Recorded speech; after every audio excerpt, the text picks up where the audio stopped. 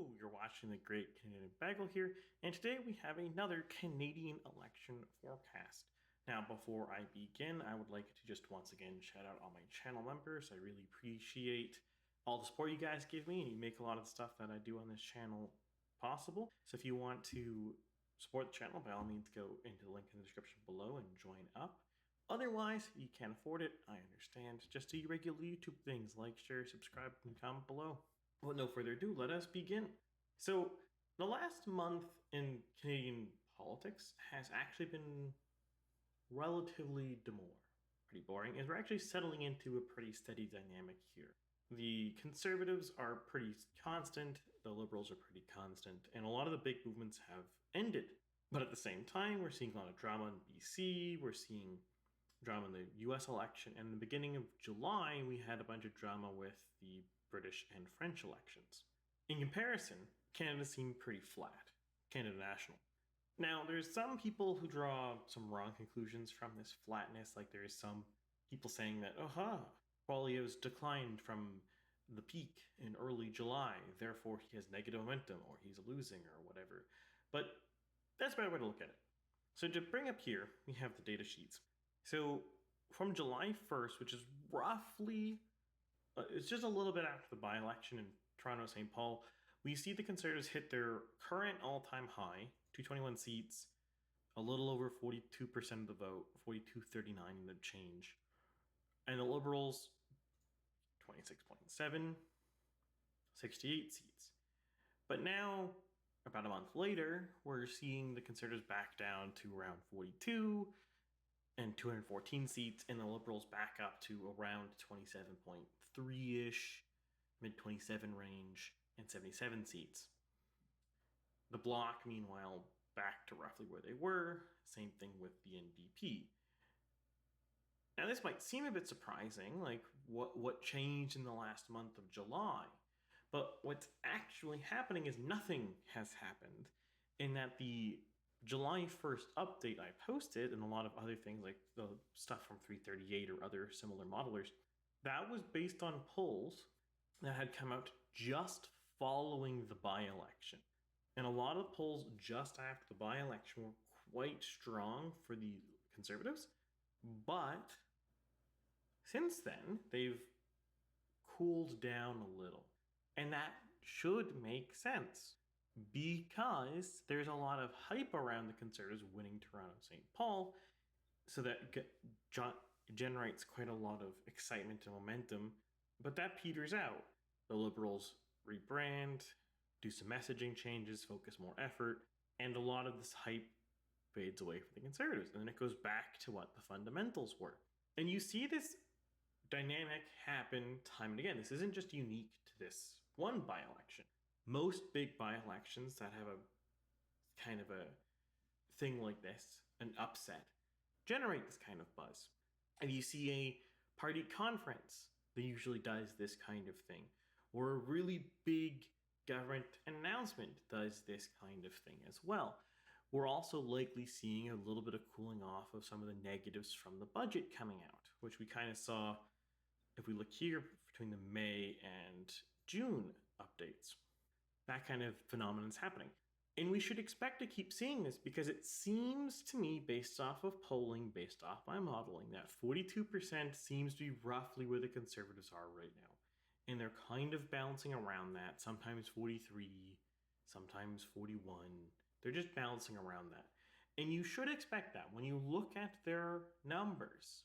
If the pollsters are doing their job properly, and these are random samples, and they're going to have margins of error, and that means it's going to be bouncing between, usually somewhere between like 40 and 44, depending on the sample size.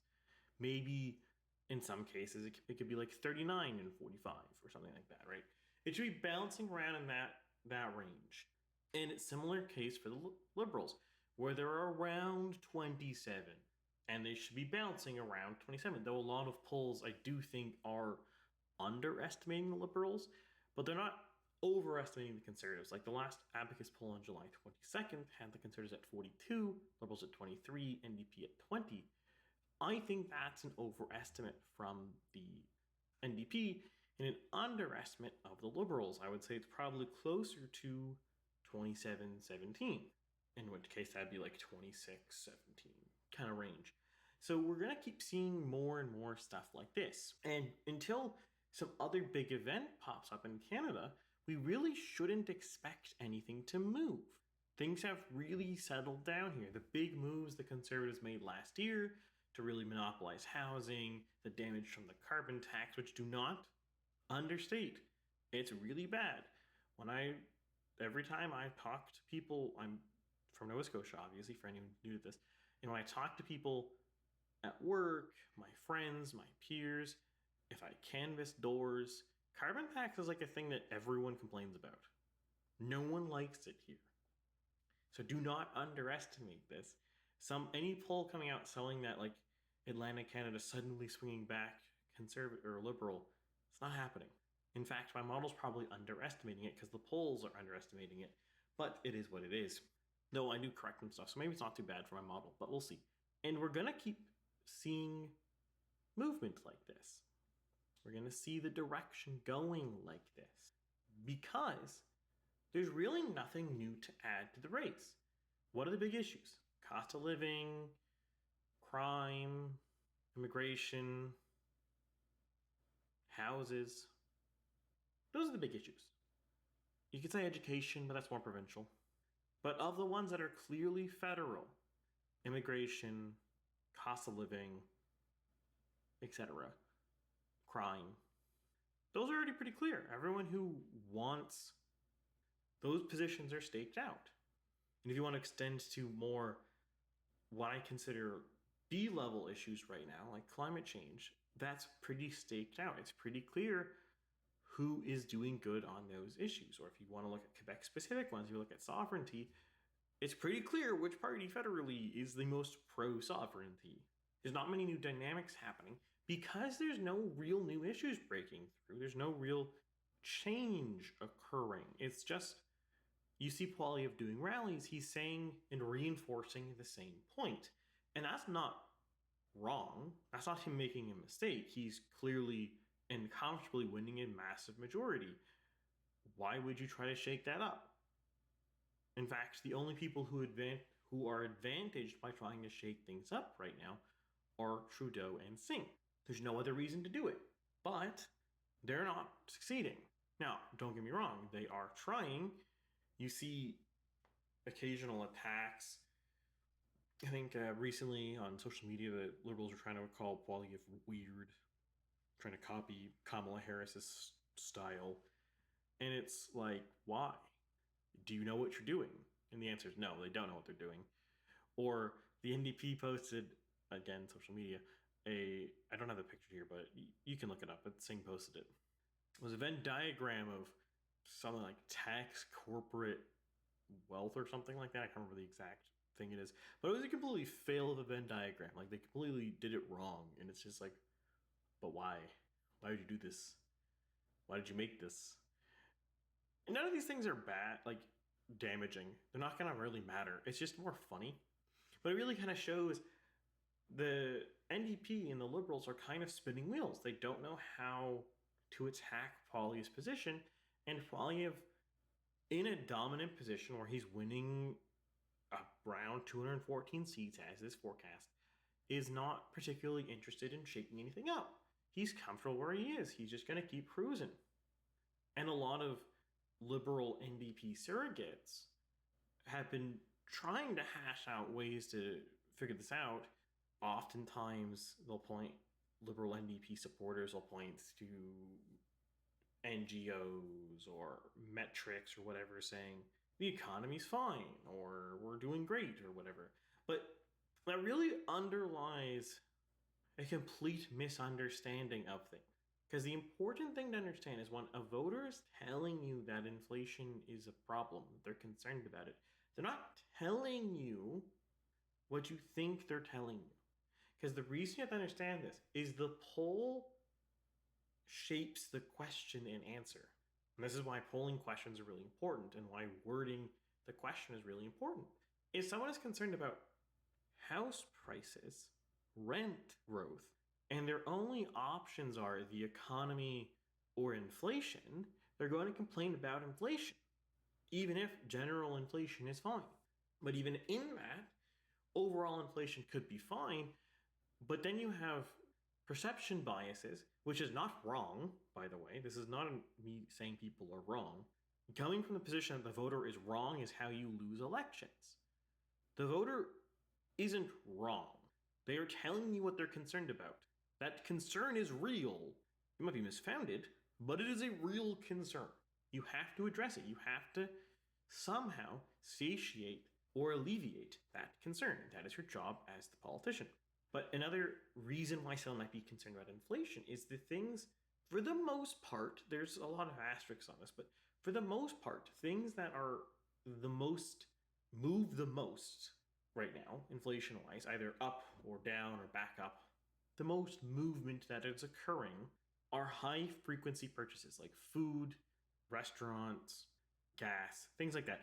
That's not necessarily saying the trend is always upwards, but people will notice the upward ticks month over month a lot more on those high-frequency purchases. Whereas the things where the inflation is actually the lowest, and it's usually always the case that inflation is the lowest on these things, are the low-frequency purchases like clothes or electronics, like graphics cards or something, or monitors, where for the same quality product, they usually get cheaper over time. But those are low frequency purchases. How many monitors do you buy on a regular basis? How many shoes do you buy in the run of a year? Not a lot. But you're buying gas probably every week. You're buying electricity every day. Well, monthly, really. You're buying food at least once a week, oftentimes every day, depending on how you do your grocery budgeting. These things pop up and affect people more, so when the prices change, they notice it more. And we also have a lot of economic evidence on this, that if you look at people's perception of things, a small increase, like a 5% increase in a cheap product, is going to be noticed more than a 5% increase on a large product, an expensive product. Your car's 5% more, they'll notice that less than if the butter is 5% more. So there's lots of reasons why inflation might be a big concern for voters when it's not just actually just the headline inflation numbers. So if you quoted them, oh, the inflation's 2.7%, that's within target, that doesn't do anything, because you are completely misunderstanding what the voters are concerned about. They're not concerned about headline inflation numbers. And in fact, many of these people almost certainly haven't looked at them. How many people, you guys are watching a video like this, so you might be looking at this more, but most people don't just look up what the current estimated CPI is. They just don't do that. So people don't actually know what the current headline number is. But again, the current headline number is not what they're concerned about. They're concerned about things like food or rent or housing. It's likely housing in this case, because even as we speak, the last number I saw was like 6.4% year-over-year price growth for houses, which is just hilariously high. It's lower than it was previously, but with 5%, or well, I think it's like 4% now, central bank interest rate, 6.4% is crazy. That's so high. And it's going to just keep ticking up and ticking up. And as we cut interest rates, which we seem to have to because the economy sucks, that's going to keep catapulting again. And when I say the economy seems to suck, that's what the central bank says. The Bank of Canada thinks the economy sucks. That's why they cut the interest rates again. Because remember, despite what someone like Freeland might tell you, the central bank cutting interest rate, it's a bad sign. They almost never do that if the economy is doing well. In fact, historically, when the economy does well, they raise the interest rates to cool it down. And when it does bad, or is doing bad, or might do bad, they lower interest rates to try to minimize shocks, to stimulate the economy. Is this good or bad? We can have a whole different discussion later, but you probably want to ask someone else. I know enough economics to know what the numbers mean. I don't necessarily know enough to tell you the pros and cons of different policies. So what does all this mean? Well, there's a lot of nothingness. there's not a lot of movement or options that can happen here because a lot of the big issues are the big issues. It's pretty clear. Everyone knows what the current issues are, and the Liberals and the NDP seem really uninterested in fixing them. They don't care what they want to do.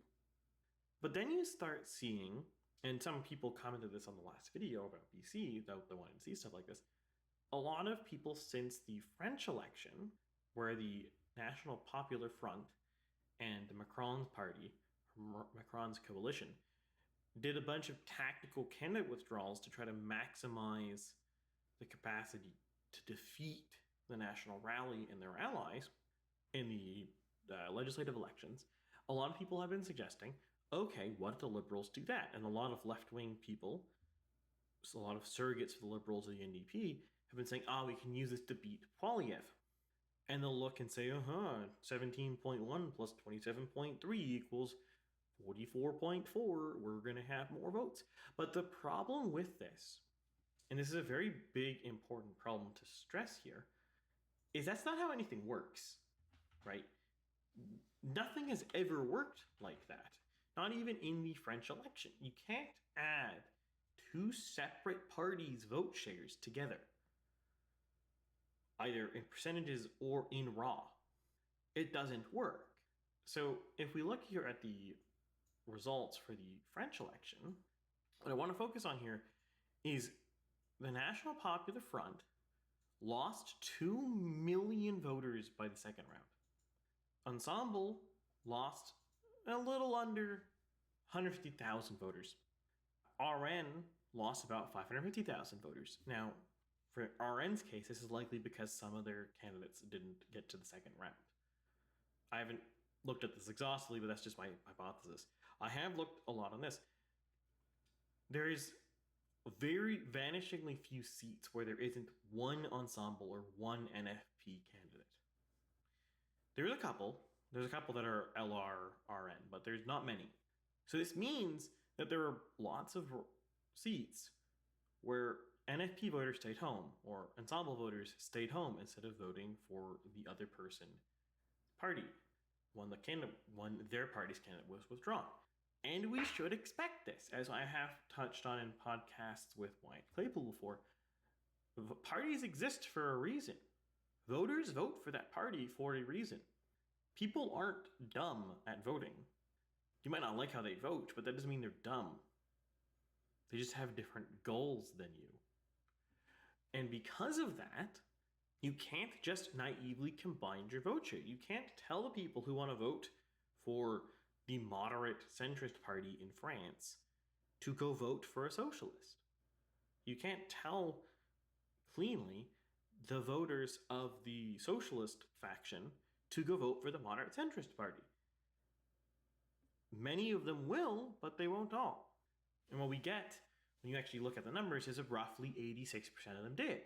Now, that's actually a pretty good number, because when I bring this up here, so this is not very cleanly said, but this is estimating how parties would vote if the Liberals and the NDP combine their vote share. And I'll bring up a map momentarily, so you just rest your head on this one. But 87.5 and 83% is based off of second choice voter data from the Canadian Election Survey from 2021. So in 2021, less than 86% of Liberal and NDP voters were willing to vote for the other party. And a lot of them were going to vote for other parties. 8.5% of NDPers were going to vote Conservative. 7.5% of Liberals were, or maybe vice versa, but it is vice versa, sorry. 8.5% of Liberals and 7.5% NDPers. Point being, a lot of them were going to be like that. And that's in Anglo-Canada. In French Canada, only 62% of Liberals were going to vote NDP, and 64.5% the NDP would vote Liberal as a second choice.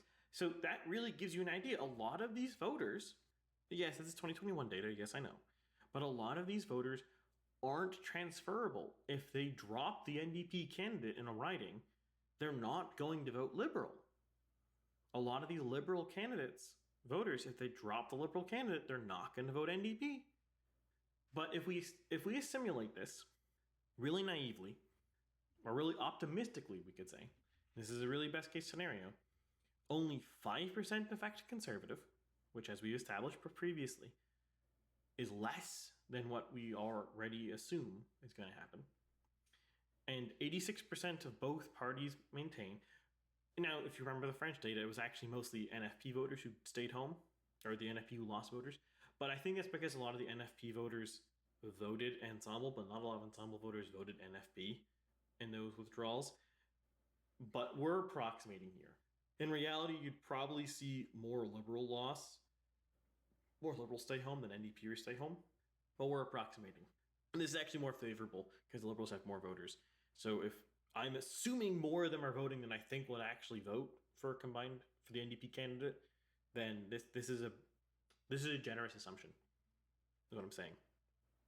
86% is generous, assuming it's equally Liberal NDP is generous, when in likelihood more NDPers would probably stick to this and fewer Liberals would. You'd probably see something like 90-95% of NDPers vote for the combined candidate, but probably 80 or something percent of Liberals do it. And what you get from this is you get about 38 in a bit versus 44 in a bit with some left over. So you can adjust this upwards a few points because 9% of these voters are staying home. But anyways, about 44 in a bit to 38 in a bit. So what does that look like on a map? That's the wrong map. It's this map. Here's what we get. And if you notice here, this is still a conservative majority. It's a reduced majority, sure, but it's still a majority. And a lot of these seats are fairly marginal, like Charlottetown, parts of Mississauga, parts of York area, or North York, or whatever it's called, parts of Markham, parts of Atlantic Canada, parts of Quebec, parts of Northern Ontario, Windsor, outskirts of Vancouver. There's lots of marginal ridings for the Liberal NDP coalition. So it's not a slam dunk either. Yes, I understand there's lots of marginal conservative seats too. Don't get me wrong. But there is really no path to a victory here.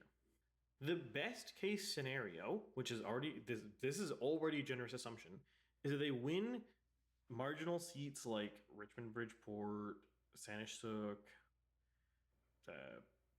I can't think of these two, Northwest Territories, Calgary McKnight, that part of Edmonton. You win all these marginal seats. You are looking at 4, 5, 6, 7, 8, 9, 10, 11, 12, 13. Looking at 13 seats. So it's a conservative minority, propped up by the Bloc, probably. Okay. Great. I guess you have advantaged something here. But this is the best case scenario for a combined Liberal NDP coalition. This is better than the best case scenario. This is wish cast scenario. This is a dream scenario based off of current data.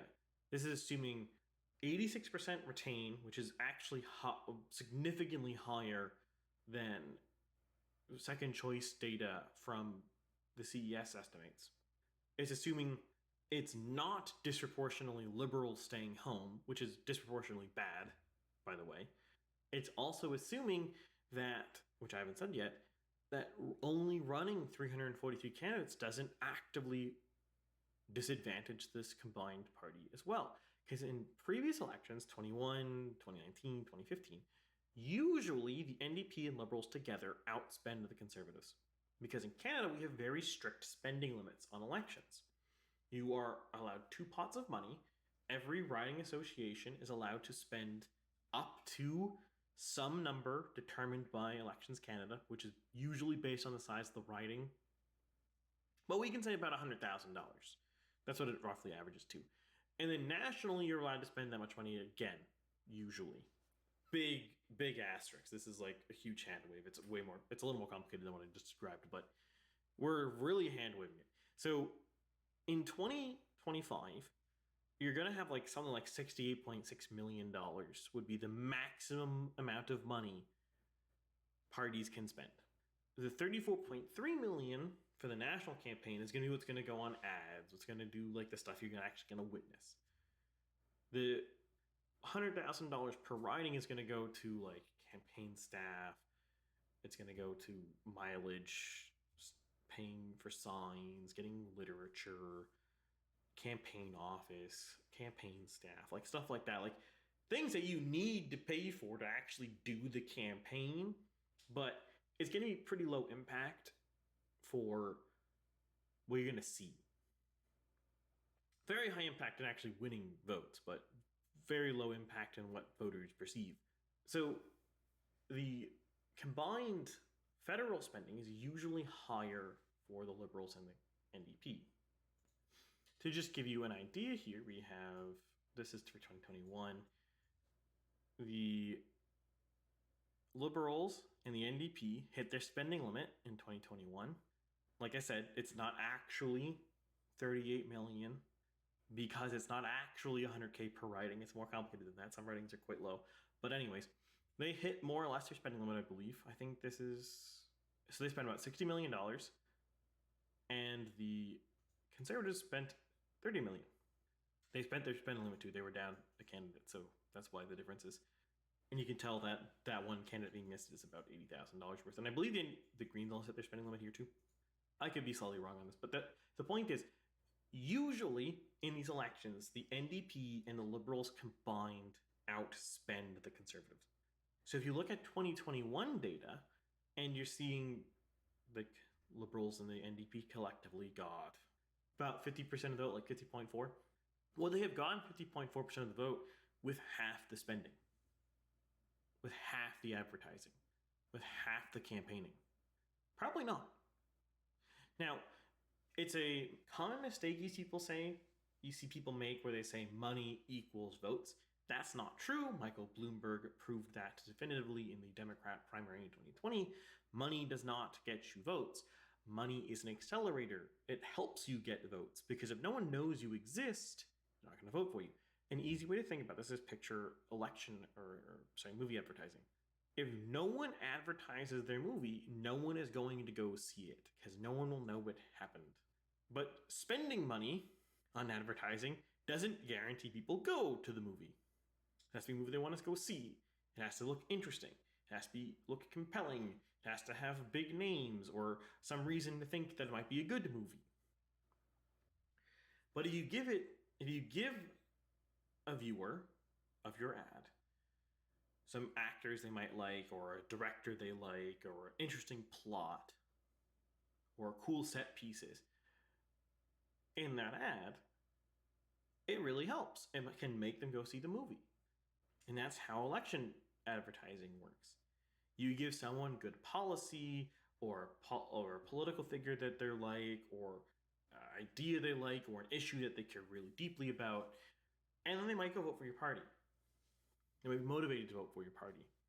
Because that's the other important thing too about advertising, is it's not just about trying to win swing voters, it's about trying to encourage people who already agree with you to go vote. That's one of the big reasons why rallies can be very effective, is not because rallies convince new voters. Very few undecideds will go to a Poilievre rally. But what the Poilievre rally is really good at doing is it's good at building morale, building excitement, building energy, so people want to go vote. They want to support Poilievre. They feel like they're not alone. There's other people like them. That's what those things are good for. And you bundle all of this together, in a sense, advertising does get you votes, or else they wouldn't do it. But it's not as clean and obvious as more money equals more votes. But at the same token, if you got a certain number of votes with $60 million and then you do half of that, you're going to get fewer votes. It's going to hurt you. How much? I can't tell you. There's no secret formula. You can't say half the spending, half the votes. That's not what's going to happen. But it's going to do some impact. So, all this to say, even in the wish cast scenario with all of the the best case scenario here, with a lot of assumptions that losing half their spending budget doesn't hurt them, that they are optimal efficiency, that they can optimally pick the most effective candidate per riding, that they have a very generous retention of voters that previous polls in the TES says that they wouldn't actually have in reality, and they still lose. Then you have to also consider, too, how early do you do this? Because it worked in France because they did it in a week. There's a 1 week between the first round and second round. But the longer you wait between announcing and deploying an election strategy, the more time your opponent can adapt to it. And it's very likely in France, come 2029 or whenever that next election happens, which might be sooner than the scheduled date, because I'm not sure if that parliament will create a stable government. But we'll see. We're likely going to see in the next French legislative election, whenever that does occur, that the right reacts very differently. Maybe they form a bigger coalition, maybe they big tent better, maybe the difference between LR and RN gets patched up, or maybe just more voters turn out. Because as we saw in this election, it was pretty close, and voters saw what Ensemble and the NFP did, and they will vote accordingly. So the longer voters are aware of something, the more likely they're going to adapt to voting, which is why I have said before, and I will say again, every time this comes up, changing electoral systems doesn't do anything per se. You could, in theory, change the character of an election or the goal of an election, but you're not going to use an electoral system to make somebody win or lose forever. It's not going to happen. There's no system you can make in Canada where the Conservatives will never win. They will win because voters will vote accordingly to make the outcome they want happen. It might take a little bit for them to understand the system if it's brand new to them.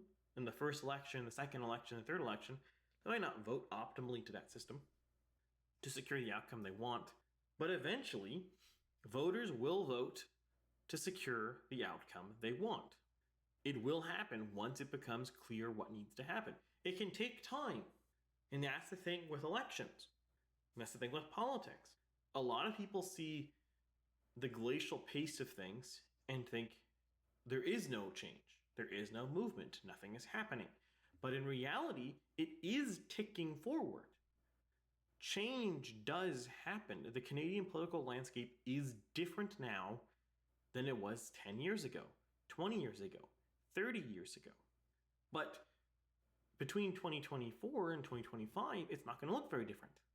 At a small scale, nothing is happening. But the larger the scale, the more you zoom out, the more you can see the trend, the more you can see the curves, the more you can see the patterns. In a lot of sense, people saying voters aren't changing are just doing the flat earth fallacy, where at a local level, the earth does look flat. When you zoom out, it's obviously round.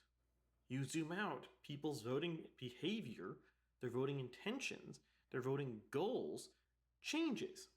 And of course it changes because people change. They age, issues happen, new events pop up, whatever. Ideology progression occurs. You still see this occasionally where people say that Canada is a left-wing country, because in the past, it was very left. But because it was that in the past is not a predictor that it will be in the future, or that it is now. And you can't necessarily rely upon any straight indicator. Because, again, voters vote to get the result they want. It will look like nothing happens until it does. You can try to hack it by doing electoral shenanigans like this above scenario, where the Liberals and NDP collectively withdraw candidates, so it's just one person versus the Conservatives.